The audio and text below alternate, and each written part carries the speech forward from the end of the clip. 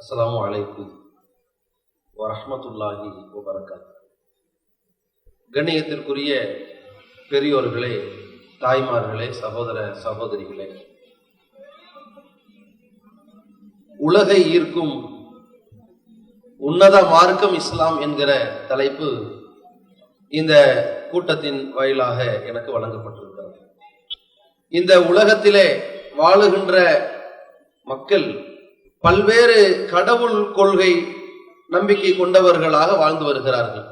பார்த்தது அனைத்தும் கடவுள் என்ற பல கடவுள் நம்பிக்கையிலும் மக்கள் வாழ்கிறார்கள். கடவுளின் மகன், அந்த மகனின் தாய் என்று சொல்லி 3 கடவுள் கொள்கை, திரித்துவம் என்று சொல்லுகிற நம்பிக்கையிலும் மக்கள் வாழ்கிறார்கள். அன்பே கடவுள் என்று சொல்பவர்களும் வாழ்கிறார்கள். எந்த கடவுளும் இல்லை, கடவுளை கண்டவர் இல்லை, கண்டவர் சொன்னதும் இல்லை என்று சொல்லி கடவுள் நம்பிக்கையை எதிர்க்கக்கூடியவர்களும் வாழ்கிறார்கள்.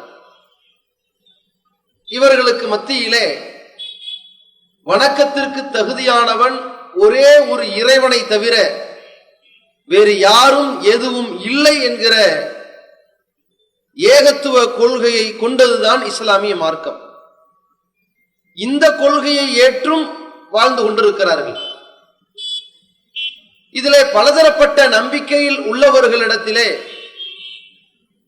அவர்களை எல்லாம் விட இந்த ஏகத்துவ கொள்கை, ஓர் இறை நம்பிக்கையை கொண்டவர்களிடத்தில் எல்லா மக்களிடமிருந்து ஒரு ஈர்ப்பு ஏற்படுகிறது. கடவுளே இல்லை என்று சொல்பவர்கள் கூட ஒரு கட்டத்திலே இந்த ஒரு கடவுள் நம்பிக்கையின் பால் ஈர்க்கப்படுகிற நிலை, பல கடவுள் நம்பிக்கையில் உள்ளவர்கள் கூட ஒரு கடவுள் தான் இந்த உலகத்தை உண்டாக்கி இருக்க முடியும் என்கின்ற தத்துவத்தின் பால் ஈர்க்கப்படுகிற நிலை, 3 கடவுள் என்கிற நம்பிக்கையில் உள்ளவர்கள் கூட கடவுளுக்கு பிள்ளை இருக்க முடியாது என்கிற நம்பிக்கைக்கு ஈர்க்கப்படுகிற நிலை இந்த உலகத்திலே பல்வேறு நாடுகளில் ஏற்பட்டிருப்பதை நீங்கள் பார்க்கலாம். உலக மக்களை எல்லாம் கவர்ந்திருக்கக்கூடிய மார்க்கமாக இஸ்லாம் இருக்கிறது. இப்படி ஒரு தலைப்பை கேட்டவுடன் ஒரு ஆச்சரியம் வரும். ஏன் இன்றைக்கு உலகத்திலே மற்ற கொள்கையை சார்ந்தவர்கள், அந்த நம்பிக்கையிலே இருப்பவர்கள், அந்த நம்பிக்கைக்கு மக்களை இழுக்க வேண்டும் என்பதற்காக, மக்களை தங்களுடைய நம்பிக்கையிலே இணைக்க வேண்டும் என்பதற்காக ஏராளமான செலவுகளை செய்வார்கள். பல்லாயிரக்கணக்கான கோடி ரூபாய்களை கொட்டி பெரிய பெரிய ஆசிரமங்களை கட்டுவார்கள், சேவை நிறுவனங்களை கட்டுவார்கள், பள்ளி கல்லூரி என்று கல்வி நிறுவனங்களை உருவாக்குவார்கள். அவர்களுக்கு தேவையான கல்விகளை இலவசமாக கொடுப்பார்கள், பல்வேறு வேலை வாய்ப்புகளை அமைத்து கொடுப்பார்கள். அதற்கு அவர்கள் பேசுகிற விலை என்னவென்றால், நீ எந்த கொள்கையில் இருந்தாலும் சரி அதிலிருந்து மீண்டு வந்து 3 கடவுள் கொள்கையை ஏற்றுக்கொள் என்று அழைப்பார்கள்.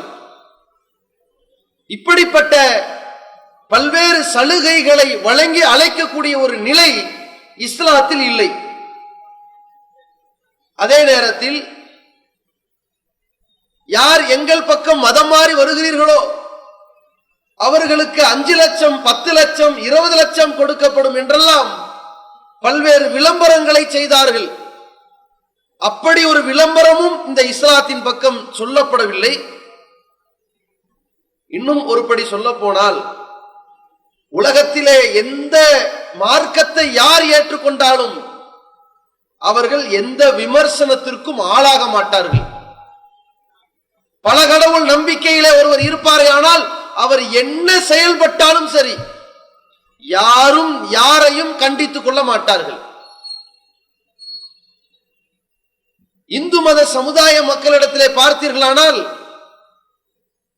அவர்களிடத்திலே 420 ஜாதிகளாக பிரிந்திருக்கிறார்கள். அதிலே உட்பிரிவு இருக்கிறது. ஒவ்வொரு ஜாதியிலும் 7 பிரிவு, 2800 பிரிவுகள் இருக்கிறது. மொத்தம் 2800 ஜாதிகளிலே அவரவர் கடவுள் நம்பிக்கை சற்று வேறுபடும். அவரவர் குலதெய்வ நம்பிக்கை வேறுபடும், அவரவர் வழிபாட்டு முறை வித்தியாசப்படும், அவரவர் வாழ்க்கை முறைகள் வித்தியாசப்படும். இதிலே யாரும் யாரையும் பகைத்துக் கொள்ள மாட்டார்கள், கண்டுகொள்ள மாட்டார்கள், குறைபடுத்தி பேச மாட்டார்கள். அவர்கள் இஷ்டம் போல் நடந்து கொள்ளலாம்.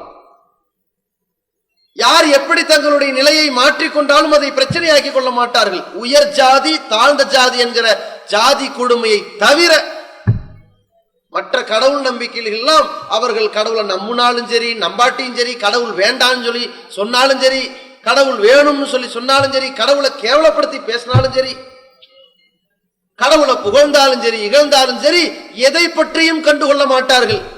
விமர்சிக்கப்படாதவர்கள் ஒரு பெரிய பட்டியலில் இருக்கிறார்கள். கடவுளே இல்லை என்று பேசக்கூடியவர்கள் செய்கிற எந்த தவறுகளையும் அந்த சமுதாயம் கண்டுகொள்ள மாட்டார்கள். 3 கடவுள் என்று பேசக்கூடியவர்கள் தங்களுக்குள்ளே எந்த ஒரு விமர்சனத்தையும் பகிரங்கமாக வைத்துக் கொள்ள மாட்டார்கள்.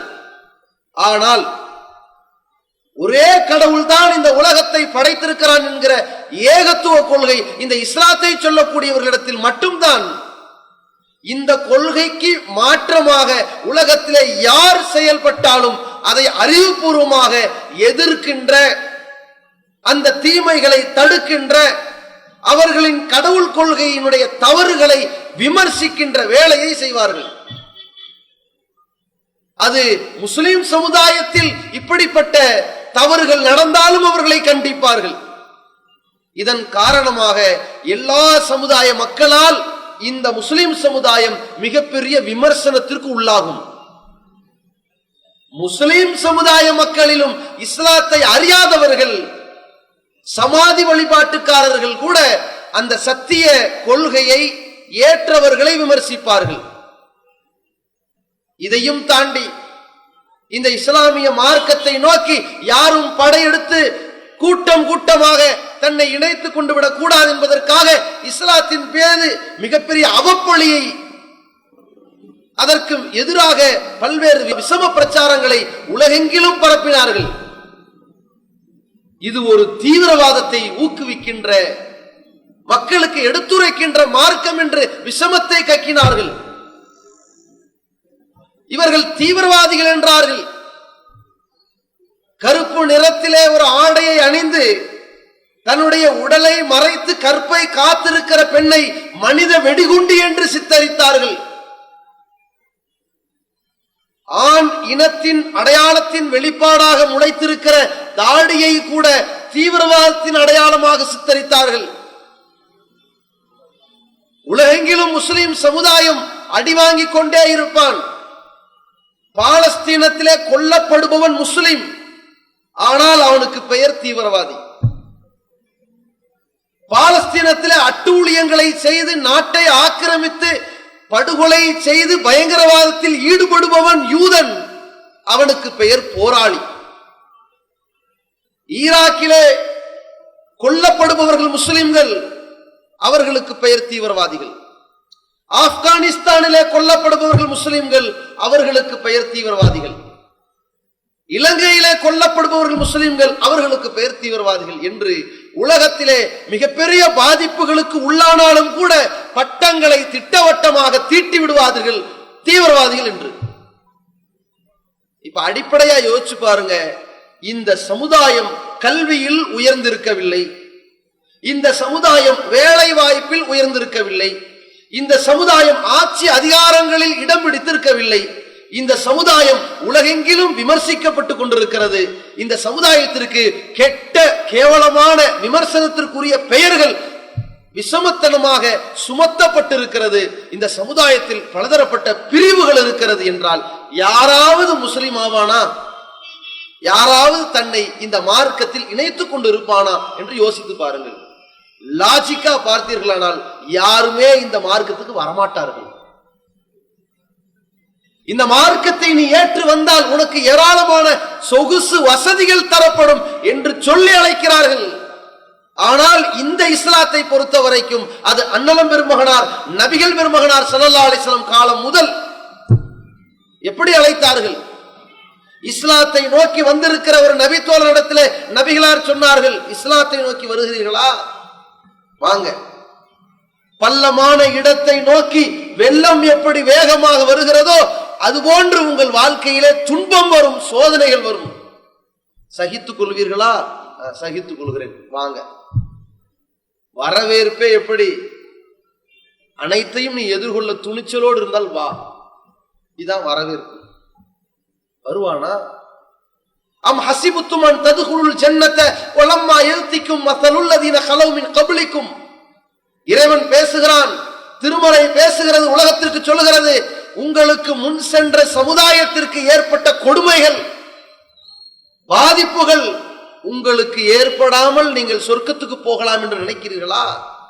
மஸ்ஸத்துஹுமுல் பஸாவு, அவர்களுக்கு கஷ்டங்கள் வந்தது, வர்ராவு, துன்பங்கள் ஏற்பட்டன, வஸுல்சிலு, அவர்கள் இங்கும் அங்குமாக அலைக்கழிக்கப்பட்டார்கள்.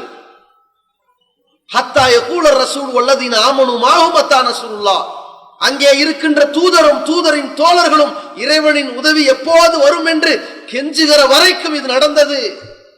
அதுபோன்று நீங்களும் கதறுகிற நிலை வராமல் சொர்க்கத்துக்கு போலான்னு நினைக்கிறீங்களா? நீங்கள் இலகுவாக சொர்க்கத்துக்கு போலான்னு மட்டும் நினைச்சிடாதீங்க. துன்பத்தோடு தான் உங்களுக்கு சொர்க்கம் இருக்கிறது. நபிகள் பெருமகனார் சொன்னார்கள், வெறுப்புகளால் சொர்க்கம் சூழ்ந்திருக்கிறது, ஆசைகளால் நரகம் சூழ்ந்திருக்கிறது. உலகத்தில் மனிதன் எதை நோக்கி ஆசவாசமாக பாய்ந்து விழுகிறானோ அது நரகத்தை கொண்டு போய் எடுத்து செல்லும். விபச்சாரம், மது, சூது, இன்னும் பல அனாச்சாரங்கள், அக்கிரமங்கள் ஆசையாக அவனுக்கு கண்ணுக்கும் காதுக்கும் அவனுடைய வாய்க்கும் ருசியாக தெரியும், ஆனால் கொண்டு போய் சேர்க்கிற இடம் நரகமாக இருக்கும். ஒழுக்கம், கற்பொழுக்கம், பேச்சில் ஒரு அடக்கம், நடத்தையிலே ஒரு அடக்கம், அனைத்து வியாபாரத்தில் ஒரு நேர்மை, பொருளாதாரத்தில் நேர்மை, குடும்பவியலில் நேர்மை என்று அவனுடைய வாழ்க்கையில் பலதரப்பட்ட நிபந்தனைகளை போட்டு, வரம்புகளை போட்டு அவன் கடக்க இது அனுமதிக்கப்பட்டதா, இது தடுக்கப்பட்டதா, இதை செய்யலாமா, இதை கூடாதா என்று பார்த்து இவனுடைய வாழ்க்கை நடத்தைகளை அமைத்துக் கொண்டிருக்கும் பொழுது பலதரப்பட்ட வெறுப்புகள் வரும். வெறுப்புகளில் தான் சொர்க்கம் இருக்கும் என்று மார்க்கம் அழைக்கிறது. யாராவது வருவானா உள்ள? இங்கே வாருங்கள், நீங்கள் எப்படி வேண்டுமானாலும் வாழ்ந்து கொள்ளலாம் என்று சொல்லக்கூடிய இடத்திற்கு ஒருவன் போவானா? இங்கே வந்தால் நீங்கள் இப்படித்தான் வாழ வேண்டும் என்று சொல்லக்கூடிய இடத்துக்கு போவான். நீங்கள் லாஜிக்கா யோசித்து பார்த்தீர்களானால் யாருமே இஸ்லாத்தை ஏற்க முடியாத அளவிற்கு இந்த உலக மக்களின் பார்வை இருக்கும். ஆனால் இப்போதைய நிலவரம் வரைக்கும் உலகத்துல உள்ள மக்களுடைய தொகை 777,47,49,000 பேர். நான் சொல்லிட்டு இருக்கும்போது 4 பேர் மவுத்தா போயிருக்கலாம், 4,000 பேர் பிறந்திருக்கலாம். 777,00,000 பேர் வாழுகின்ற இந்த உலகத்திலே கிட்டத்தட்ட 200 கோடி முஸ்லிம்களாக மாறியது எப்படி? நீங்கள் உலகத்திலே மற்ற நாடுகளை எல்லாம் விடுங்கள், இந்திய தேசத்தை பாருங்கள். இந்த இந்திய திருநாட்டிலே நபிகள் பெருமகனார் பிறக்கவில்லை, நபிகளார் பேசிய அரபு மொழியும் இங்கே இறக்கப்படவில்லை, இங்கே யாரும் அரபு மொழி பேசக்கூடிய தாய்மொழி கொண்டவர்களும் இல்லை. திருமறை குர்ஆன் இறங்கியது என்னவோ அரபு மொழியில் தான், அது இறக்கப்பட்டது என்னவோ நபிகளாருக்குத்தான். அது ஒட்டுமொத்த உலகத்திற்கும் போதனையாக வேதமாக இறைவனால் அருளப்பட்டது. முதல் இன்னாஸ், மனித குலத்திற்கு நேர்வழி காட்டி, ஓ பையினாத்தி மினல் ஹுதா வல் ஃபுர்கான், நேர்வழி எது என்பதை பிரித்து புரிய வைக்கக்கூடிய வழிகாட்டி திருக்குர்ஆன். இது நபிகளாருக்கு இறக்கப்பட்டது. அப்பொழுது இந்திய நாட்டிலே இந்த திருமறை குர்ஆனை ஏற்றவர்கள் எத்தனை பேர்? ஒருத்தர் உண்டுமா? நபிகள் பெருமகனார் தூதராக இருந்த காலகட்டத்திலே அதை ஏற்று தன்னை இஸ்லாமிய வாழ்க்கையில் அமைத்துக் கொண்டவர்கள் ஒருவர் இருப்பாரா? சொல்ல முடியுமா? துல்லியமாக சொல்ல முடியல நமக்கு. ஆனால் நபிகள் பெருமகனாருடைய காலம் 1400 ஆண்டுகளுக்கு முன்னால். இது அந்த 1400 ஆண்டுகளிலே அந்த திருமறை குர்ஆன் உலகெங்கிலும் எடுத்துச் சொல்லப்பட்ட போதனைகளின் விளைவாக இன்றைக்கு ஒட்டுமொத்த உலகத்தையும் பாருங்கள். சில கோடி மக்கள் தொகை கொண்டது நபிகளார் பிறந்த அந்த சவுதி அரேபியா. மீதமுள்ள 195 கோடி உலகெங்கிலும் பறந்திருக்கிறதே, அத்தனை பேரிடத்திலும் இந்த இஸ்லாம் எப்படி ஈர்க்கப்பட்டது, இஸ்லாம் எப்படி சென்றடைந்தது? இங்கே வாருங்கள், வாழ்த்துகிறோம், வரவேற்கிறோம், வாரி வழங்குகிறோம் என்கின்ற அறிவிப்பு சலுகைகள் இல்லை. சுகபோகமாக வாழலாம் என்கின்ற ஆதரவு வார்த்தைகள் இல்லை. எங்களுக்கு ஏற்கனவே நல்ல உலகெங்கிலும் போற்றி புகழப்படுகின்ற பெயர்களும் இல்லை. தீவிரவாதிகள் என்ற அவப்பெயர் தான் இருக்கிறது. எப்படி இதை நோக்கி 200 கோடி மக்கள் சேர்ந்தார்கள்? அதுவும் இந்திய திருநாட்டில் மட்டும் 10 மடங்கு 22 கோடி பேர் சேர்ந்திருக்கிறார்கள். எப்படி முடிந்திருக்கிறது? இந்த 22 கோடி பேர் இந்தியாவிலே சவுதி அரேபியாவிலிருந்து இறக்குமதி செய்யப்பட்டவர்களா? இல்லையே. எங்களுடைய தாய் தகப்பனாருடைய அவர்களுக்கு முன்னால் உள்ள பாட்டனார் கவுண்டர்களாக, செட்டியார்களாக, முதலியார்களாக இருந்தவர்கள் தானே, பிராமணர்களாக இருந்தவர்கள் தானே, பஞ்சமிகளாக கூட இருந்தவர்கள் தானே, நாடார்களாக கோணார்களாக இருந்தவர்கள் தானே. எப்படி இதை ஏற்று வந்தார்கள்? எப்படி ஈர்த்திருக்கிறது? எதனால் ஈர்த்திருக்கிறது என்று யோசித்து பார்த்தீர்களா? உலகெங்கிலும் அதிவிரைவாக பரவி வரும் மார்க்கங்களில் முதலிடத்தை பிடித்திருப்பது இஸ்லாமிய மார்க்கம் என்று உலகெங்கிலும் செய்தி தொலைக்காட்சிகளிலே போட்டுக் கொண்டிருக்கிறார்களே, பரபரப்பாக பேசிக் கொண்டிருக்கிறார்களே. எப்படி, எதனால் இந்த ஈர்ப்பு ஏற்பட்டது என்பதை யோசித்து பாருங்கள். உலகத்திலே இருக்கின்ற எல்லா மார்க்கங்களும் மனிதன் உண்டாக்கிய மார்க்கம். இந்த இஸ்லாமிய மார்க்கம் படைத்த இறைவனால் உருவாக்கப்பட்ட மார்க்கம். இன்ன தீன இன்தல்லாஹில் இஸ்லாம், இஸ்லாம் தான் இறைவன் புறத்தில் இருந்து அங்கீகரிக்கப்பட்ட மார்க்கம். உலகத்திலே மனிதர்களால் தோற்றுவிக்கப்பட்ட மார்க்கங்கள் அனைத்தும் அவனது சுய கற்பனை. திருமறை குர்ஆன் சொல்லுகிறது, உலகத்திற்கு உதாரணம் பேசுகிறது. சில நேரத்தில் மனுஷன்ட்ட உதாரணத்தோடு புரிய வைத்தால் டக்குன்னு புரிஞ்சிடும். அந்த உதாரணத்தோடு திருமறை பேசுகிறது. யார் படைத்த இறைவனை விட்டுவிட்டு படைப்பினங்களிடத்திலே உதவி தேடுகிறானோ அவனுக்கு உதாரணம் கபைத்தில் அன்கபூத், சிலந்தியின் கூட்டை போன்றது என்று அல்லாஹ் சொன்னான். படைத்தவன்ட்ட உதவி தேடுறானே அவன் தெளிவாக உணர்ந்து புரிந்து என்றென்றும் அழியாத அனைத்து ஆற்றல்களும் உடைய இறைவனிடத்திலே உதவி தேடுகிறான். ஆனால் படைத்தவனை விட்டுவிட்டு படைப்பினங்களிடத்திலே உதவி தேடுகிறான். மகானோ மரமோ மட்டையோ யாரோ உதவி தேடுகிறானே, அவனுடைய கொள்கையை இறைவன் சொல்கிறான் கபைத்தில் அன்கபூத், சிலந்தி கூட்டை போன்று என்று சொல்றான் அல்லாஹ். சிலந்தி கூடு என்று எப்படி உருவாகிறது? அது கூரையை பிச்சுக்கிட்டா போய் கட்டுது? முடியாது. இன்ன அஹ்வனல் புயூத்தில பைத்துல் அன்கபூத், வீடுகளிலேயே மிக மிக மிக பலவீனமான வீடு சிலந்தியின் கூடு என்றான் இறைவன். உலகத்தில் நீங்கள் பார்த்திருக்கிற எத்தனையோ வீடுகள் இருக்கிறது, மிக மிக பலவீனமானது சிலந்தியின் கூடாக இருக்கும். அந்த சிலந்திகளிலேயே அந்த வீட்டை இறைவன் உதாரணம் காட்டுகிறான். அதில் ஏராளமான உள்ளர்த்தங்கள் இருக்கிறது. சிலந்தி என்ன செய்யும் தெரியுமா? அது தன் இனத்தை பெருக்கப் போவதற்கு ஏற்றவாறு முதலில் ஒரு இடத்திலே போய் அமர வேண்டும். பெண் சிலந்தி தான் கூட்டையே கட்டும். ஆண் சிலந்தி வந்தா விரட்டி விட்டுரும்.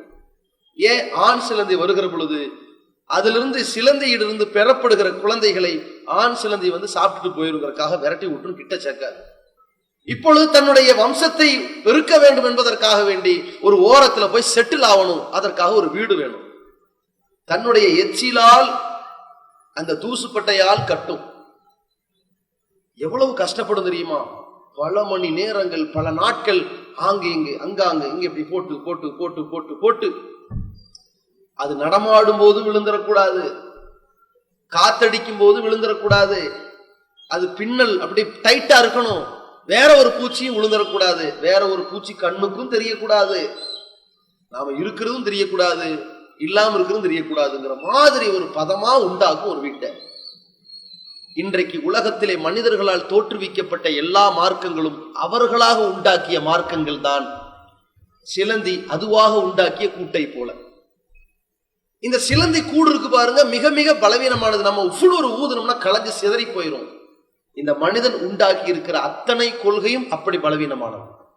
ஏன்? இந்த உலகத்துல ஏகத்துவ கொள்கை, ஒரு கடவுள் என்கிற கொள்கையை தாண்டி எத்தனை கொள்கையில் உலகத்தில் மக்கள் சிதறி இருந்தாலும் சரி, அத்தனை பேரிடத்திலும் நாம் கேட்கின்ற அறிவுபூர்வமான கேள்விகளுக்கு அவர்களால் பதில் சொல்ல முடியாமல் திணறி நிற்பார்கள் பாருங்கள். அப்பொழுதுதான் உங்களுக்கு தெரியும் இது சொந்த கற்பனை, இந்த ஓரிரை கொள்கை என்பது இறைவனிடமிருந்து வந்த செய்தி என்று தெரியும். உதாரணத்திற்கு இந்த உலகத்தை யாருமே படைக்கவில்லை, அதுவாக வந்து விட்டது என்று நாத்திகம் பேசுவார்களே, அது அவர்களாக உண்டாக்கிய மார்க்கம். அவர்களிடத்தில் ஒரு கேள்வியை கேட்டு பாருங்கள், அப்படியா நான் இந்த உலகத்தை எல்லாம் படைத்தவன் ஒருவன் இருக்கிறான் என்று நம்புகிறேன் என்று சொல்லி பாருங்கள். உடனே நாத்திகன் திருப்பி அறிவாளி மாதிரி ஒரு கேள்வி கேட்பான். என்ன தெரியுமா? அவங்களுக்கு பேர் பகுத்தறிவாதின்னு வேற பேர் வச்சுட்டாங்க சமுதாயத்தில். ஆனால் அவர்கள் தான் முட்டாள்தனமான கருத்தை பேசுவார்கள். அவர்கள் நம்மிடத்துல ஒரு கேள்வி கேட்பார்கள், அப்படியா இந்த வானம் பூமி எல்லாத்தையும் படைத்தவன் ஒரு இறைவனா? அப்படியா நீ பார்த்தியான்னு கேட்பான். நாம பார்க்கலன்னு சொல்லுவோம், அப்புறம் எப்படி நம்புறேன்னு கேட்பான். அங்கேதான் அவன் அறிவாளியா முட்டாளா என்ற பிரச்சனையே இருக்கிறது. அப்ப நாம திருப்பி கேட்போம், சரி இந்த வானம் பூமி என்ன இருக்குப்பா, இதையெல்லாம் ஒரு இறைவன் தான் படைத்தான், நான் பார்க்கல, நீ பார்த்தியா? அதுவே வந்துச்சு அதுவே வந்துச்சுங்கிறியே, நீ பார்த்தியா? நானும் பார்க்கல, நீயும் பார்க்கல, நானும் பார்க்கல. அப்ப ஏன் அதுவே வந்துச்சு நீ சொன்ன? இல்ல அதுவே வந்த மாதிரி தெரியுது. இது முட்டாள்தனம். அறிவுபூர்வமாக பேசணும். இந்த மைக்கு வந்திருக்குன்னு அதுவே வானத்திலிருந்து வந்துச்சா? பலரால் கொண்டு வரப்பட்டு வந்துச்சா? அதுவே வந்துச்சுன்னா பைத்தியக்காரத்தனம். வானத்திலிருந்து விழுந்துச்சுன்னு சொன்னா முட்டாள்தனம். 4 பேர் தயாரித்து உருவாக்கி வந்துச்சு என்றால் காரணம் இல்லாமல் காரியம் இல்லை, உருவாக்கியவன் இல்லாமல் பொருள் அல்ல. இதான புத்திசாலித்தனம். மேடைக்கு அதுதானே, மேஜைக்கு அதுதானே, ஒரு துண்டு சீட்டுக்கு அதுதானே. எதுவாக இருந்தாலும் உருவாக்கியவன் இல்லாமல் அது உருவாக்கப்படாது என்பதான விதி. வானம் பூமி சூரியன் சந்திரன் அனைத்தும் உருவாக்கியவன் இல்லாமல் உருவாகாது என்பது விதி. இதற்கு அவனால் பதில் சொல்ல முடியுமா? முடியாது. திகைத்து போய் நிற்பார்கள், திணறி போய் நிற்பார்கள். ஏன்? இந்த உலகம் அதுவாக தோன்றியது என்பது அவர்களின் சொந்த கற்பனை, சிலந்தியின் கூட்டை போல. இந்த உலகம் படைத்த ஒரு இறைவனால் உருவாக்கப்பட்டது என்பது சத்திய இஸ்லாம், இறைவன் தந்த வேதம், இந்த மார்க்கம், இந்த கொள்கை அதான் ஆணித்தரமாக இருக்கிறது. சரி, பல கடவுள் நம்பிக்கையில் உள்ளவர்கள் பேசுவார்கள், பல கடவுள் நம்பிக்கை சரியா ஒரு கடவுள் நம்பிக்கை சரியா என்று கேள்வி வருகிற பொழுது அந்த பல கடவுள் நம்பிக்கையில் உள்ளவர்கள் கூட ஒரு கட்டத்திலே முடிவெடுப்பார்கள், இந்த உலகத்தை எல்லாம் படைச்சது ஒரு கடவுள் தான், எங்களுடைய திருப்திக்காக வேண்டி அவரவரையே கடவுளாக்கி விட்டோம். எப்படி? பார்ப்பதெல்லாம் கடவுள். கடந்த கால பாடல்களில் சொல்வார்கள், இதோ என் தெய்வம் முன்னாலே. யாரு? தங்கச்சியை பார்த்து பாடுவான். பாசமுள்ள பார்வையிலே இறைவன் வாழ்கிறான். இப்ப என்ன? அன்பு கடவுள் நினைக்கிறான். அதே மாதிரி வாரி வழங்குகிற செல்வத்தை கடவுளாக நினைக்கிறான், கண்டதையெல்லாம் கடவுளாக நினைக்கிறான். இப்படி எல்லா இடத்திலுமே கடவுளாக இவன் பார்க்கும் அனைத்தையும் நினைக்கின்றான் அவன் மன திருப்திக்காக. இப்படி எல்லா பல கடவுள் நம்பிக்கையிலே வாழ்கிறார்களே. ஒரு யதார்த்தமான ஒரு கேள்வி, ஒரு வண்டிக்கு ஒரே நேரத்தில் 2 ஸ்டேரிங் இருக்கிறது, 2 டிரைவர்களும் இயக்க போகிறார்கள், வண்டி நகருமா நிக்குமா? சொல்லுங்க, அது எப்படிங்க? இப்படி போறதா இப்படி போறதா? போகவே போகாது, இயங்காது என்று சொல்வீர்களா இல்லையா? அல்லது இயங்கினால் சிதைந்து சின்னாபின்னமாகும் என்று சொல்வீர்களா இல்லையா? ஒன்றோடு இன்னொன்னு சேர்ந்தாலே இவ்வளவு பிரச்சனை, ஏகப்பட்டது சேர்ந்தா எவ்வளவு பிரச்சனை. இது அறிவுபூர்வமான கொள்கையா? யோசித்து பாருங்கள். இறைவன் சொல்கிறான், லவ் கான ஃபீஹிமா ஆலிஹத்துன் இல்லல்லாஹ் லஃபஸதத்தா. இறைவனோடு சேர்த்து பல கடவுள் இருக்குமானால் இந்த வானம் பூமி எல்லாம் சுக்குநூறாக போயிருக்கும். ஏன்? ஒரு ஊர்ல ஒருத்தருக்கு மழை தேவைப்படுது, கடவுளே மழையை இறக்குன்னு கேட்பான். அதே ஊர்ல இன்னொருத்தன் பக்கத்து ஊருக்கார, கடவுளே மழை இறக்கிறாத, ஏற்கனவே ஊரெல்லாம் வெள்ளமா கிடக்குன்னு கேட்பான். மழையை இறக்குறதா வேணாமா? ஒரு கடவுள் இறக்கணும் முடிவெடுத்துட்டாரு, இறக்கணும் சாவணும் இல்ல, மழையை இறக்கணும் முடிவெடுத்துட்டாரு. இன்னொரு கடவுள் மழையை கொடுக்க கூடாதுன்னு முடிவெடுத்திருக்காரு. மழை வந்துச்சுன்னா மழையை கொடுக்க கூடாதுன்னு சொன்ன இறைவன் டம்மி, மழை வரலனா மழையை இறக்கி வைக்கிறேன்னு சொன்ன இறைவன் டம்மி. 2 பேரும் இறைவன் வேற சொல்லிட்டோம், என்ன பண்றது? இப்ப மழையை இறக்கவா நிறுத்தவா? கடவுள்கள் மோதிக்கொள்வார்களா இல்லையா? இந்த மனிதனின் அறிவு பேசுகிறது. ஒரு குடும்பத்தை நிர்வகிப்பவன் ஒருவன் இருக்க வேண்டும் என்கிறான், ஒரு பள்ளிக்கூடத்தை நிர்வகிப்பவன் ஒருவன் இருக்க வேண்டும் என்கிறான், ஒரு வாகனத்தை ஒரே நேரத்தில் இயக்குபவன் ஒருவன் இருக்க வேண்டும் என்கிறான், ஒரு மாநிலத்தை, ஒரு தேசத்தை நிர்வகிப்பவன் ஒருவன் இருக்க வேண்டும் என்கிறான்.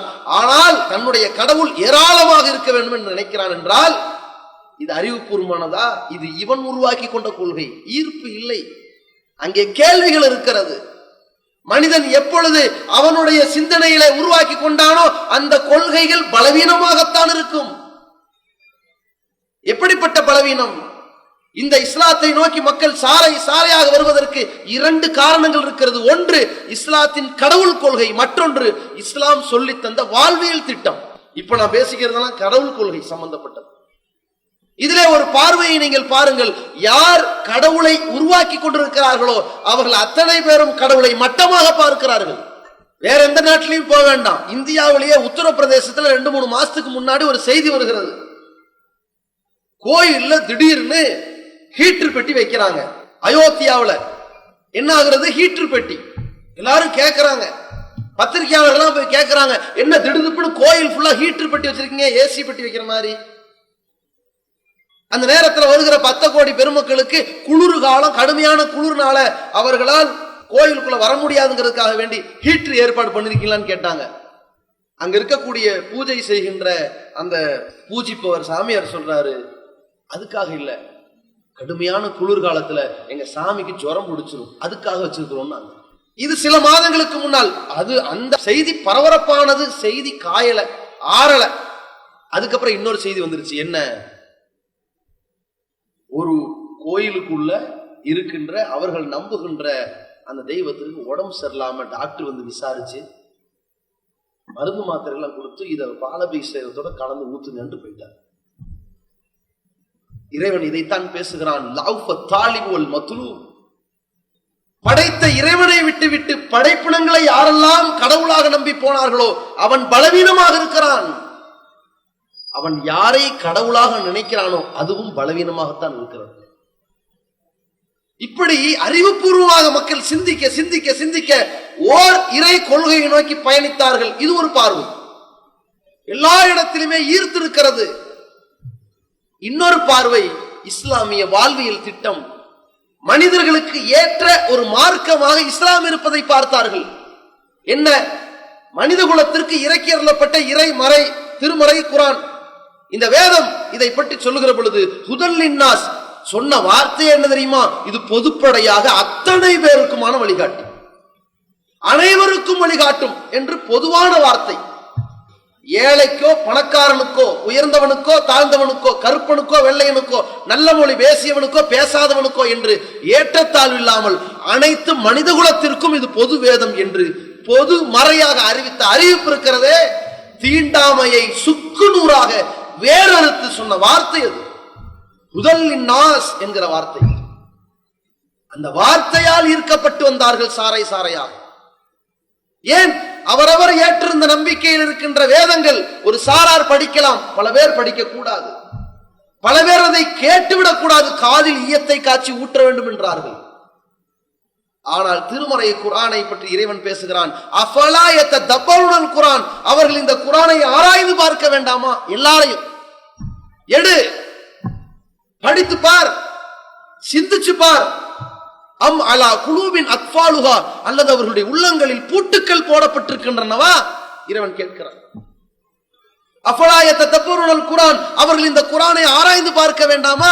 வலவ் கான மின் இன்தி கைரில்லாஹி லவஜது ஃபீஹி இக்திலாஃபன் கஸீரா, இது அல்லாதவர்களிடமிருந்து இறக்கி அருளப்பட்டிருக்குமானால் ஏராளமான முரண்பாடுகளை பார்த்திருப்பார்களே. இது படைத்தவனிடமிருந்து வந்ததால் தான் முரண்பாடு இல்லை.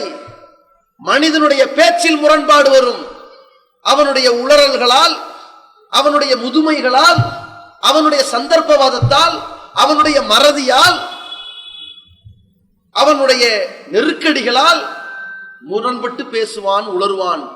ஆனால் என்றென்றும் ஒரே நிலையிலே பேசுபவன் படைத்த இறைவனால் தான் முடியும் என்பதை உலகத்திற்கு எடுத்து காட்டி இருக்கிற வேதத்தில் ஒரு முரண்பாடை காட்டிடுங்க பார்ப்போம், புரட்டுங்கள் என்று இறைவன் அத்தனை பேருடைய சிந்தனைக்கும் ஒரு சுதந்திரத்தை கொடுத்திருக்கிறானே, அது பிற மக்களை ஈர்த்தது. உலகெங்கிலுமே மனிதன் ஏற்றத்தாழ்வாக பார்க்கப்படுகிறார்கள். இஸ்லாத்தை பற்றி அது தன்னை ஏன் ஈர்த்தது என்று காந்தியடிகள் ஒரு கருத்தை சொல்கிறார். இஸ்லாம் தன்னை ஏன் கவர்ந்திருக்கிறது என்று ஜவஹர்லால் நேரு ஒரு கருத்தை சொல்கிறார். கவிக்குயில் சரோஜினி நாயுடு ஒரு கருத்தை சொல்கிறார். விவேகானந்தாவும் ஒரு கருத்தை சொன்னார். டால்ஸ்டாய் என்று சொல்லுகிற ஒரு அறிஞர், ஒரு பட்டதாரி, ஒரு பண்டிதர், எழுத்தாளர், அவரும் ஒரு கருத்தை சொன்னார். ஜார்ஜ் பெர்னாட் ஷா என்கின்ற பன்னூல் ஆசிரியர், அவரும் கருத்தை சொல்கிறார். அனைவரும் சொல்கிற ஏகோபித்த கருத்து என்ன தெரியுமா? உலகெங்கிலும் மனித குலத்திலே மிகப்பெரிய தாண்டவம் ஆடிக்கொண்டிருக்கின்ற கொடுமை தீண்டாமை கொடுமை. ஜாதிகளின் பெயரால் தீண்டாமை கொடுமை, நிறங்களின் பெயரால் தீண்டாமை கொடுமை, மொழிகளின் பெயரால் தீண்டாமை கொடுமை இருக்கிறதா இல்லையா? பொருளாதார தீண்டாமை, ஏழை பணக்காரன் என்கிற தீண்டாமை இருக்கிறதா இல்லையா? இப்படி உலகெங்கிலும் ஆக்கிரமித்திருந்த ஒரு கொடுமை இந்த காந்தியடிகளோ, ஜார்ஜ் பெர்னாட் ஷாவோ, அம்பேத்கரோ, இன்ன பிற அறிஞர்களோ, உலகையில் மிகப்பெரிய மன்னர்களோ, சக்கரவர்த்திகளோ, சான்றிதழ் பகரக்கூடிய எழுத்தாளர்களோ, பேச்சாளர்களோ, அத்தனை பேருடைய மைண்ட் தாட்ல இருந்தது, பாதிப்புல இருந்தது. உலகெங்கிலும் தீண்டாமை தலைவிரித்து ஆடிக்கொண்டிருக்கிறது. அந்த கொடுமையை ஒழிப்பதற்கு எந்த வழியும் கிடைக்காதா என்று எதிர்பார்த்து கொண்டிருந்த மக்களுக்குத்தான் நபிகள் பெருமகனாருடைய வாழ்க்கை திட்டம், இறைவன் போதித்த இந்த இஸ்லாமிய பாடத்திட்டம் என்ன தெரியுமா?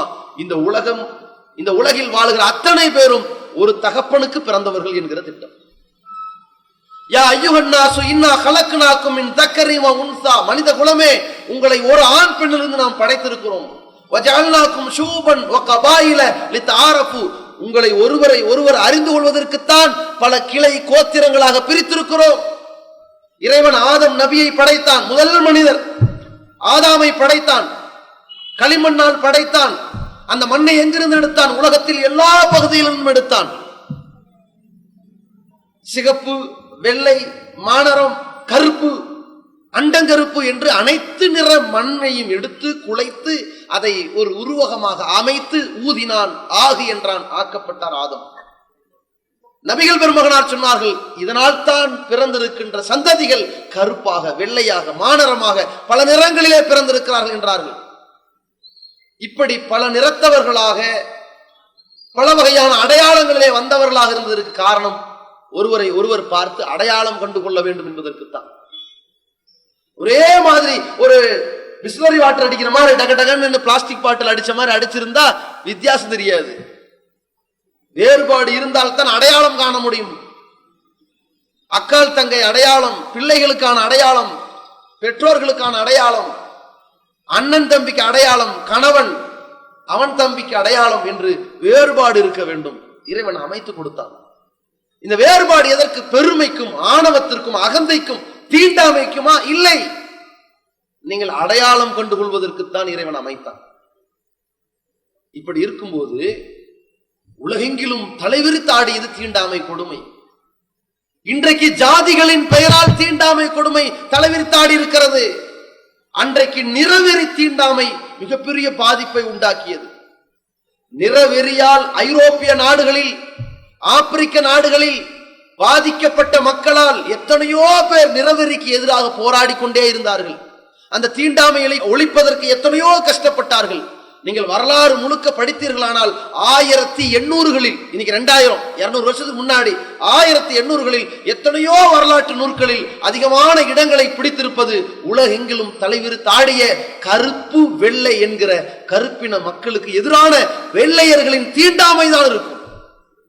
அவ்வளவு பெரிய கொடுமை இருந்தது, யாராலும் ஒழிக்க முடியவில்லை. எப்படிப்பட்ட கொடுமை என்றால் அதற்கு ஒரு சம்பவத்தை சொல்வார்கள். என்ன சம்பவம்? அமெரிக்காவிலே ஒரு குடிசை வீட்டிலே பிறக்கக்கூடிய, குப்பை மேட்டுக்கு அருகிலே வசிக்கக்கூடியவன் ஒரு சிறுவன். அவனுடைய தொழில் தன்னுடைய அடுத்த வேளை உணவுக்கு வயிற்றை நிரப்ப வேண்டும் என்பதற்கு அவன் என்ன செய்கிறான்? அங்கே கிடக்கின்ற குப்பைகளை எல்லாம் திரட்டி ஒரு இடத்திலே போய் சேர்த்து விடுகிறான். வீடு வீடாக பணக்காரனுடைய இல்லங்களுக்கு சென்று நாளிதழ்களை கொடுக்கிறான், வார இதழ்களை கொடுக்கிறான், பத்திரிகைகளை கொடுக்கிறான். இப்படி வீடு வீடாக கொடுத்திருக்கின்ற அந்த சிறுவன் என்ன செய்கிறான், ஒரு நாள் மாலையிலே ஒரு பத்திரிகை எடுத்து படிக்கிறான். அந்த பத்திரிகையிலே ஒரு சம்பவம் இடம்பெற்றிருக்கிறது, கதையல்ல, நிஜம். அந்த சம்பவத்திலே வருகிறது, ஒரு கருப்பினத்தை சார்ந்தவனை ஒரு வெள்ளை இனத்தை சேர்ந்தவன் எட்டி மிதித்து விட்டான் அநியாயமாக. அந்த கருப்பினத்தை சார்ந்தவர் கேட்டார், நான் ஒரு தவறும் செய்யவில்லையே, என்னை ஏன் மிதித்தீர்கள் என்று, என்னை ஏன் உதைத்தீர்கள் என்று கேட்டான். அதற்கு வெள்ளை நிறத்தவன் சொன்னான், நாங்கள் உன்னை மிதிப்பதற்காக நீ படைக்கப்பட்டிருக்கிறாய், நீ அடி வாங்குவதற்காக படைக்கப்பட்டிருக்கிறாய், நாங்கள் மிதிப்போம், நீ வாங்கிக்கொள் என்றான். அதுவரைக்கும் அந்த வெள்ளையன் உதைத்தது கூட அவனை பாதிக்கவில்லை, அவன் இப்பொழுது உரைத்ததுதான் பாதித்திருக்கிறது. மிகப்பெரிய மனசு பாதிக்கப்பட்டு நீதிமன்றத்திற்கு போகிறான். அமெரிக்க ஏகாதிபத்தியத்திலே நீதிமன்றத்திலே மனு கொடுக்கிறான், எனக்கு நீதி வழங்குங்கள், என்னை ஒரு வெள்ளை நிறத்தவன் எட்டி மிதித்திருக்கிறான், அநியாயமாக மிதித்திருக்கிறான், அவன் இப்படியெல்லாம் என்னை ஏளனமாக பேசியிருக்கிறான், எனக்கு நீங்கள் தீர்ப்பு வழங்குங்கள் என்று கேட்கின்றான். நீதிமன்றங்கள் பல நாட்களை கடத்தி கொண்டிருக்கிறது, தீர்ப்பு வந்த பாடில்லை. மனுக்களை ஓரத்திலே போட்டு விட்டார்கள், எல்லாருடைய மனுக்களும் விசாரிக்கப்படுகிறதாம். இந்த கருப்பினத்தவனுடைய மனு மட்டும் நிராகரிக்கப்பட்டு வருகிறது. ஒரு கட்டத்திலே இவன் நீதிபதியிடம் முறையிடுகிறான், எல்லா மனுக்களையும் விசாரிக்கிறீர்களே, என்னுடைய மனு ஒன்று நிலுவையில் இருக்கிறதே, என்றைக்கு நீதி வழங்க போகிறீர்கள் என்று கேட்கிறான். அப்பொழுது அந்த நீதிபதி சொல்கிறார், இங்கே மனிதர்களின் மனுக்கள் மட்டும்தான் விசாரணைக்கு எடுத்துக் கொள்ளப்படும் என்கிறார். அந்த நீதிபதியிடமிருந்தும் பெற்ற அடி தாங்க முடியாமல் அவன் புலம்புகிறான். நீதி பெறுகிற இடத்தில் இப்படி ஒரு அடியா? ஆடுகளை காக்க வேண்டிய எஜமானனே அதை ஓநாய்களிடத்தில் ஒப்படைத்தால் எப்படி இருக்கும்? அந்த மாதிரி ஒரு கொடிய செயலை இந்த நீதிபதி செய்து விட்டார் என்று மனம் நொந்து அழுது நீதிமன்றத்தின் வாசலை விட்டு வெளியேறுகிறான். இந்த சம்பவத்தை படிக்கிறார் அந்த சிறுவன், முடிவெடுக்கிறான், கடவுளே, இந்த கருப்பினத்திற்கு எதிரான கொடுமை, இந்த அடிமை சங்கிலி என்றைக்கு உடைக்கப்படும்? எப்பொழுது கருப்பின மக்களுக்கான வாழ்க்கை செழிப்பாகும்? எனக்கென்று ஒரு ஆட்சி அதிகாரம் கிடைக்குமானால் நான் என்னுடைய முதல் நடவடிக்கையாக கருப்பின மக்களுடைய வாழ்க்கைக்கு ஒரு விடிவு காலத்தை ஏற்படுத்துவேன் என்றான். முயற்சி செய்தான், தோல்வி அடைந்தான்.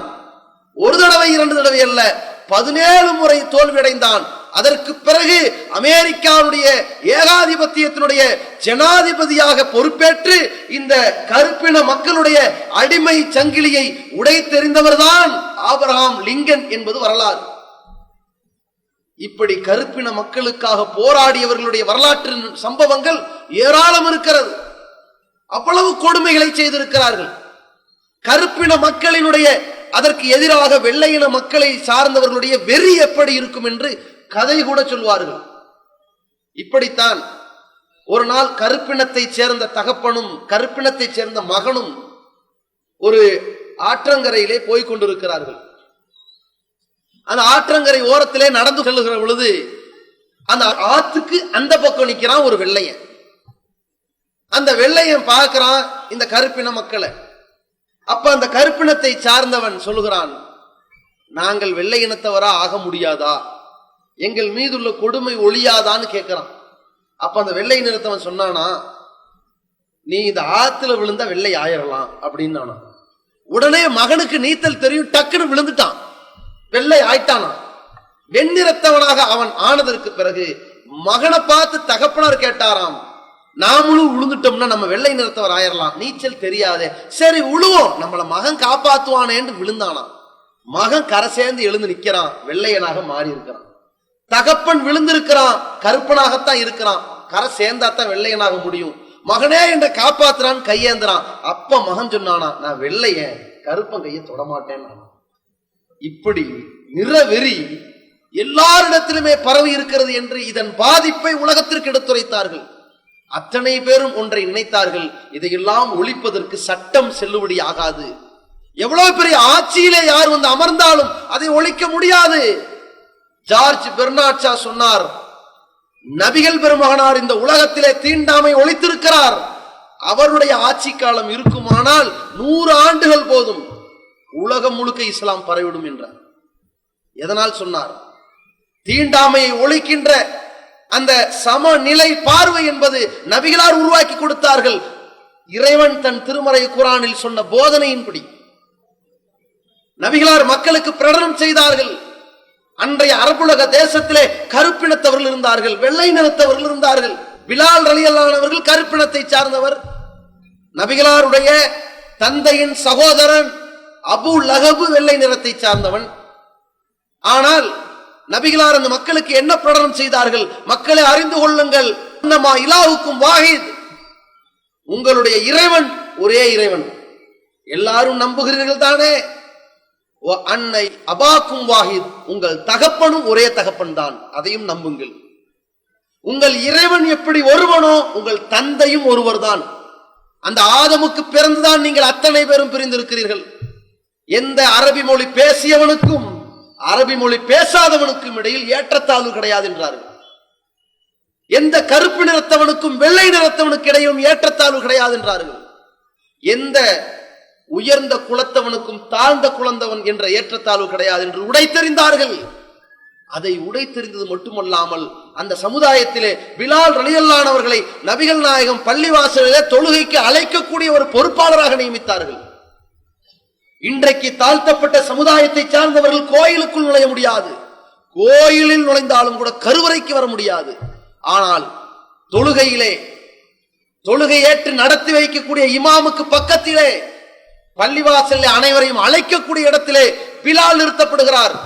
சரோஜினி நாயுடு சொல்கிறார், உலகெங்கிலும் தீண்டாமையை ஒழிக்கின்ற புரட்சியை ஒருவர் செய்திருப்பாரே ஆனால் அது நபிகள் நாயகம் செய்திருப்பதுதான் என்றார்.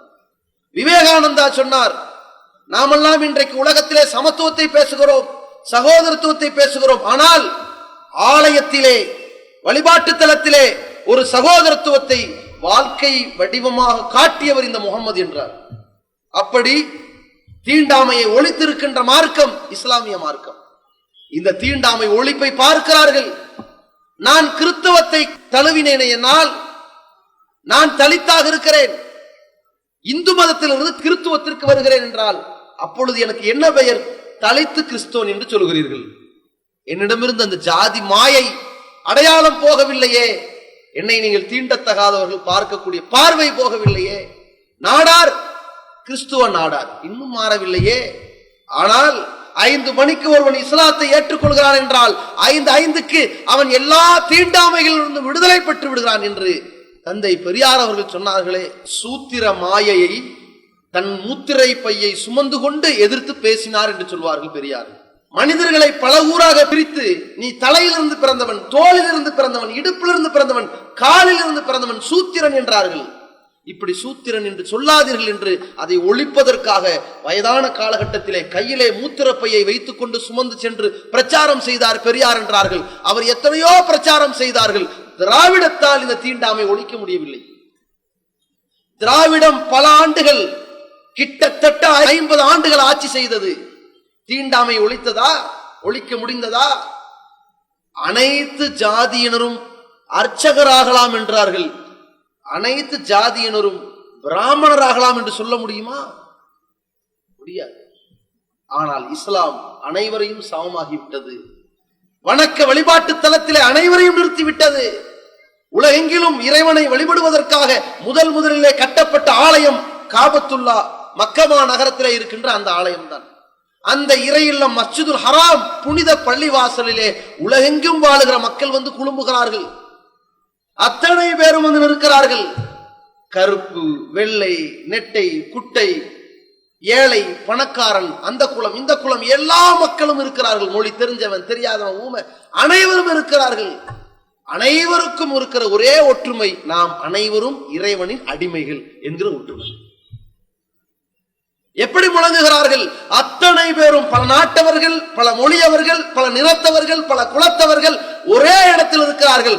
பிரகடனப்படுத்துகிறார்கள், இய்யாக நஅபுது வ இய்யாக நஸ்தஈன், இறைவா நாங்கள் அத்தனை பேரும் உன்னையே வணங்குகிறோம், நீ எஜமான், நாங்கள் எல்லாம் அடிமைகள் என்கின்ற உறவை பேசுகின்ற அந்த காட்சி இருக்கிறதே, அதை பார்த்து ஆயிரக்கணக்கான மக்கள் சாறை சாறையாக இஸ்லாத்தின் பால் ஈர்க்கப்பட்டுக் கொண்டிருக்கிறார்கள். இதுதான் இஸ்லாத்தின் பக்கம் மக்களை ஈர்க்க செய்து கொண்டிருக்கின்ற ஒரு காரணிகளில் ஒன்று.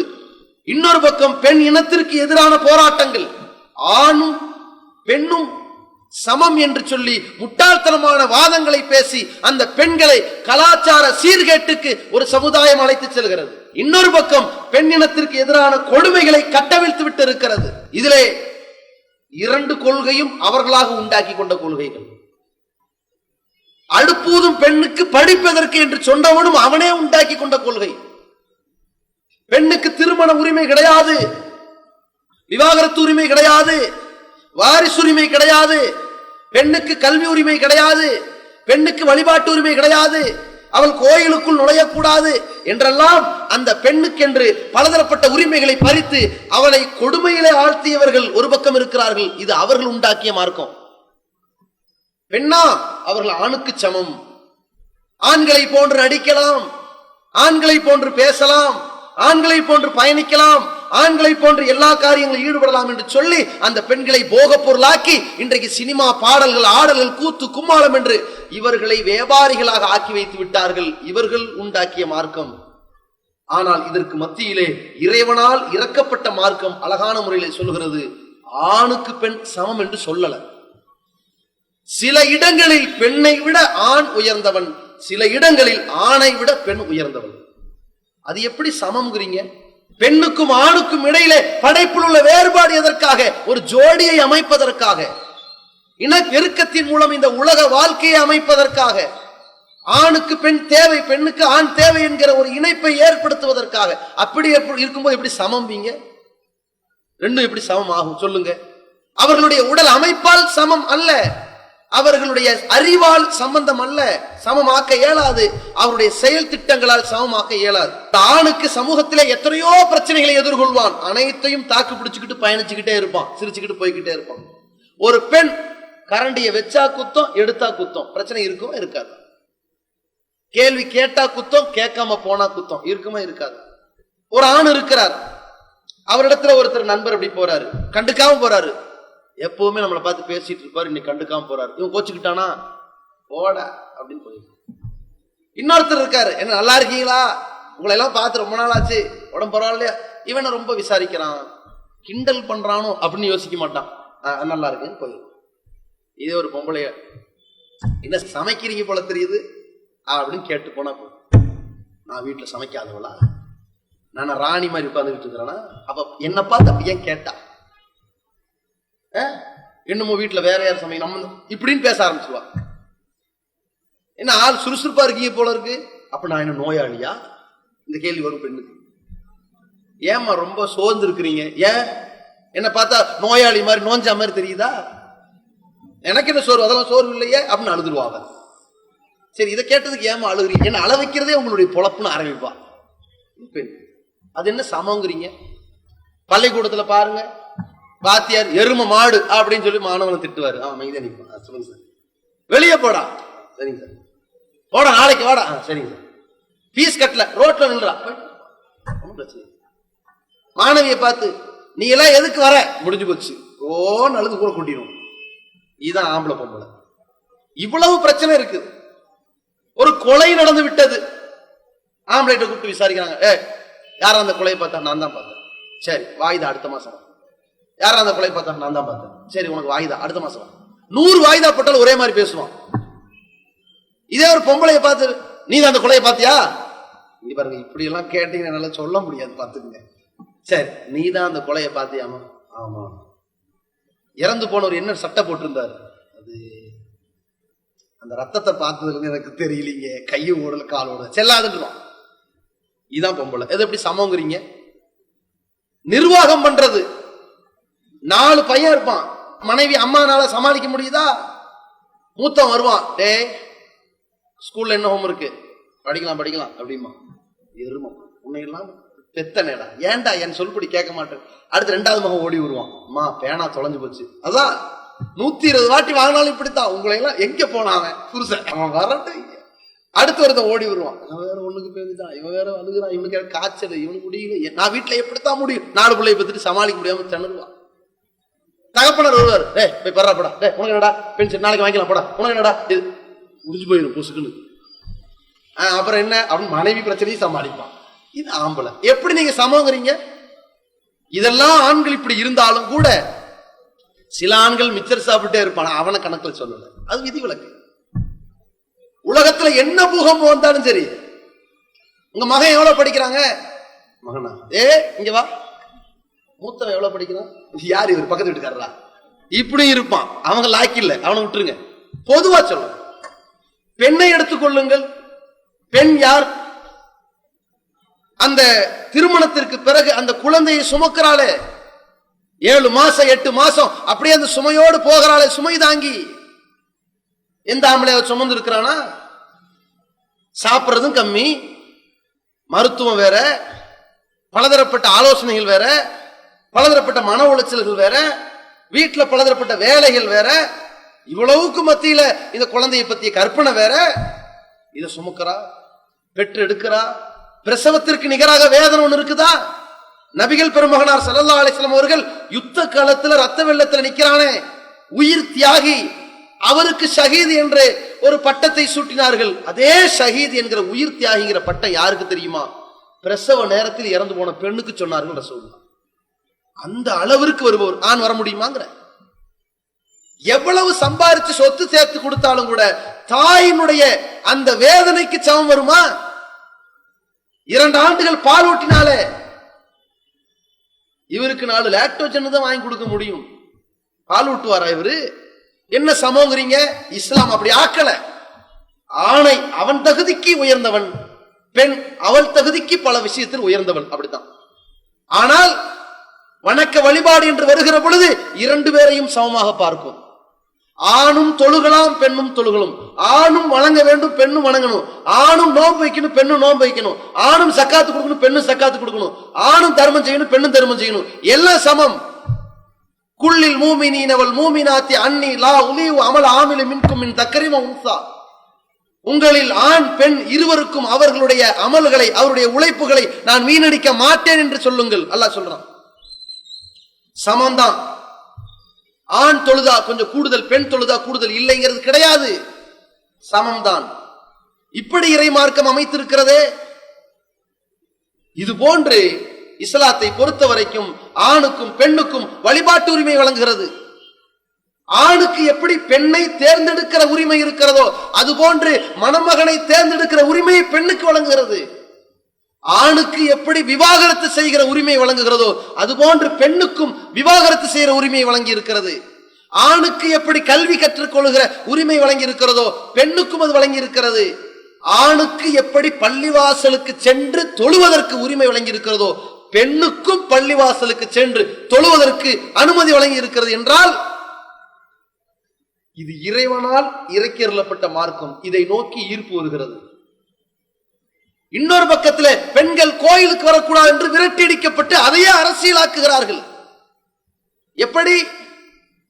பெண்கள் கோயிலுக்கு வரலாம் என்று தீர்ப்பு எழுதியவரும் பாஜக ஆதரவாளர், பெண்கள் கோயிலுக்கு வரக்கூடாது என்று போராடுபவர்களும் பாஜக என்றால் இது அரசியல் அல்லவா இல்லையா?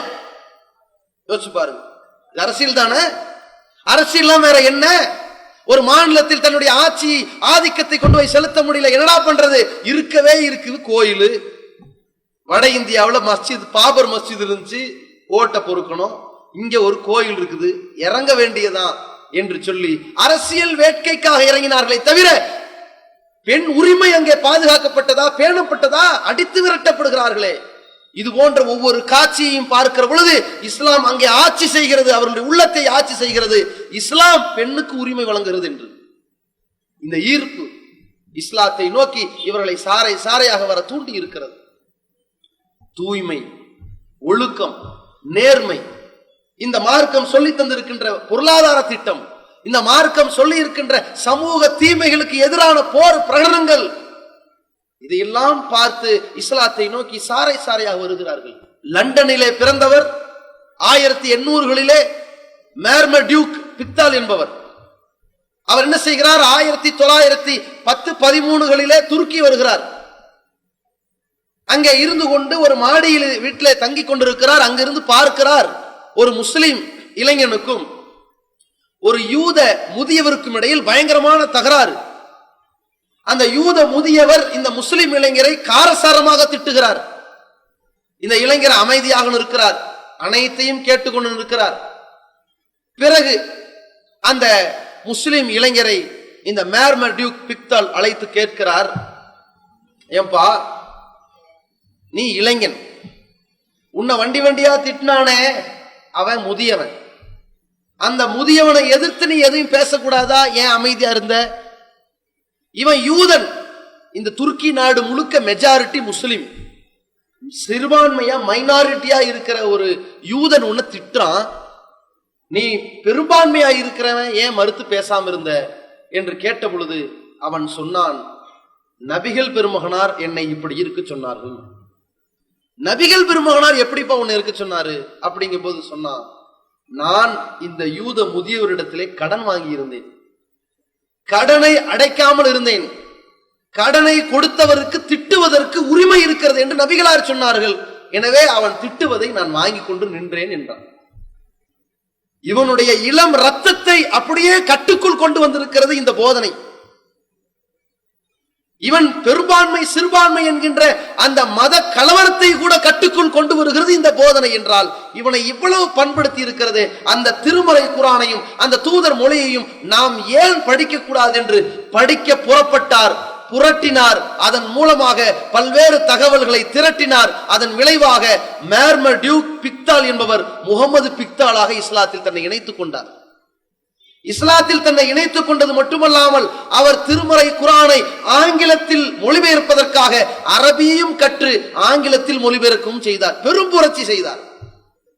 இந்த உலகத்திற்கு ஒட்டுமொத்த குர்ஆன் 114 அத்தியாயம் உலகத்திற்கு ஆங்கிலத்திலே கிடைத்திருக்கிறது என்றால் அது இந்த முகமது பிக்தால் என்பவர் வழியாக இறைவன் கொடுத்தான் மொழியாக்கத்தை. அந்த முகமது பிக்தால் என்பவரை ஒரு இளைஞனின் வாழ்க்கை மாற்றத்தால் கொடுத்தான். அந்த இளைஞனின் வாழ்க்கை மாற்றம் இஸ்லாமாக இருந்தது. இதை யோசித்து பாருங்கள். இப்படி உலகத்திலே வாழுகிற முஸ்லிம் சமுதாய மக்கள் ஒன்றல்ல ரெண்டல்ல, இஸ்லாத்தின் பல கோணங்களை நீங்கள் புரட்டி பாருங்கள். இஸ்லாம் வேறறுத்து இருக்கின்ற தீவிரவாதம், உலகெங்கிலும் இஸ்லாத்திற்கு முஸ்லிம்களுக்கும் வைக்கப்பட்டிருக்கிற அவமான சின்னம் தீவிரவாதம். ஆனால் உலகத்திலே இஸ்லாம் தான் தீவிரவாதத்தை வேறறுத்து இருக்கிறது. பல்வேறு நாடுகளிலே போர்க்களத்தை கட்டவிழ்த்தார்கள். அந்த போர்க்களத்தை கட்டவிழ்த்தவர்கள் செய்த வேலை என்ன தெரியுமா? ஒரு நாட்டிலே புகுந்து போரிட்டார்கள், ஆனால் அங்கே இருக்கின்ற பெண்களை கற்பழித்து விடுவார்கள், அங்கிருக்கின்ற பெண்களை அடிமைப்படுத்துவார்கள், அங்கிருக்கின்ற பெண்களை நாசமாக்குவார்கள், அங்கிருக்கின்ற விலங்குகளை, அங்கே இருக்கின்ற கால்நடைகளை எல்லாம் கைப்பற்றுவார்கள், அங்கே இருக்கின்ற நீர் நிலைகளை எல்லாம் சின்னாபின்னமாக்குவார்கள், அங்கே இருக்கிற கோட்டைகளை எல்லாம் துவம்சம் செய்வார்கள், தன் ஆட்சி கொடியை நாட்டுவார்கள். ஆனால் நபிகள் பெருமகனார் கற்றுத்தந்த அந்த போர் தன்மை தர்மம், திருமறை குர்ஆன் போதித்திருக்கின்ற போர் தர்மம் என்ன? வலிய சென்று போரிடாதே, வந்தவனோடு தான் போர். வீண் வம்புக்கு போகாதே, வந்தவன் வம்பை எதிர்கொள்.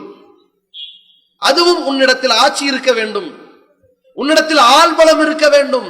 ஏன்? ஆள்பலம் குறைவா இருந்தால் பாதிப்பு உனக்கு, அப்பொழுது மனித ரத்தம் போகும். ஆட்சித்தன்மை இருக்க வேண்டும், ஆயுத பலங்கள் இருக்க வேண்டும், ஆட்பலம் இருக்க வேண்டும். நீ போர் செய்து கொண்டிருக்கும் பொழுது சமாதானத்துக்கு வருவார்களேயானால் போரை நிறுத்திவிடு. போரிலிருந்து சிலர் பின்வாங்கி ஓடுவார்களேயானால் விரட்டி பிடிக்காத விட்டுவிடு. போரிலிருந்து பிடிபட்டவர்கள் இருப்பார்களேயானால் அந்த பிடிபட்டவர்கள் அடிமைகள். போர்க்களத்திலேயே மாட்டிக்கொண்டவர்கள் இருப்பார்களே, அவர்கள் அங்கே வெட்டப்படுவார்கள். இதான் அங்கேயே மாட்டிக்கொள்பவர்கள், எதிர் சண்டையில் போட்டுக் கொண்டிருப்பவர்கள் வெட்டுப்படுவார்கள். ஆனால் அந்த ஊர்ல இருக்கிற பெண்கள் யாரு? அவர்கள் போருக்கு வராதவர்கள். அந்த ஊர்ல இருக்கிற சிறுவர்கள் யாரு? அவர்கள் போருக்கு வராதவர்கள். அவர்கள் என்ன பண்றது? அடிமையாக்கிருங்க. அடிமை என்றால் அவர்களுக்கு உரிய முறையிலே உணவுகளை கொடுங்கள், இருப்பிடங்களை கொடுங்கள், அவர்களை கண்ணியமாக நடத்துங்கள் என்று அதையும் போதனை செய்து இந்த போர் தர்மங்களை அழகான முறையில் வடிவமைத்து கொடுத்து உலகத்திலே போர் என்ற பெயரால் நடந்திருக்கின்ற ஏராளமான இரத்த வெறி ஆட்டத்திற்கு முடிவு கட்டியது திருமறை குர்ஆன், முடிவு கட்டியது இஸ்லாமிய மார்க்கம். இதை பார்த்து இஸ்லாத்தை ஏற்றவர்கள் இருக்கிறார்கள். இந்த திருக்குர்ஆன் உலகத்திற்கு பேசுகிறது வாரிசுரிமை சட்டங்கள். ஒருவன் இறந்து விட்டானே ஆனால் அவனுடைய மகனுக்கு எவ்வளவு சொத்து, மகளுக்கு எங்கே சொத்து, அவன் மனைவிக்கு எவ்வளவு சொத்து, சகோதரிகளுக்கு எவ்வளவு சொத்து, தாய்க்கு எவ்வளவு சொத்து என்று சொத்து கணக்கை பங்கிட்டு எந்த சொத்துக்களால் குடும்பம் 2 துண்டாகிறதோ, பல்வேறு பிரச்சனைகளுக்கு ஆளாக்கப்படுகிறதோ, அந்த சொத்துக்களில் ஒரு தீர்வை தந்து அந்த குடும்பத்திற்கு சுமூக நிலையை ஏற்படுத்துகிறது குர்ஆன் என்று இந்த இஸ்லாத்தை நோக்கி வருகிறார்கள். இதே இஸ்லாத்தை நோக்கி தன்னை ஈர்த்து கொண்டவர்களே இன்னொரு ரகம் இருக்கிறார்கள். அவர்களுக்கு தீண்டாமை கொடுமையை விட, அவர்களுக்கு கடவுள் கொள்கையை விட, அவர்களுக்கு பெண் இனத்திற்கு சொல்லப்பட்டிருக்கிற வழங்கப்பட்டிருக்கிற உரிமைகளை விட இந்த முஸ்லிம் சமுதாயத்தினுடைய அந்த இணக்கங்கள், அந்த விட்டுக் கொடுக்கின்ற மனப்பான்மைகள், அந்த ஒழுங்கு நடவடிக்கைகள், ஒழுக்கமான வாழ்க்கை முறைகள், இதை பார்த்து தன்னை ஈர்த்துக் கொண்டவர்களும் இருக்கிறார்கள்.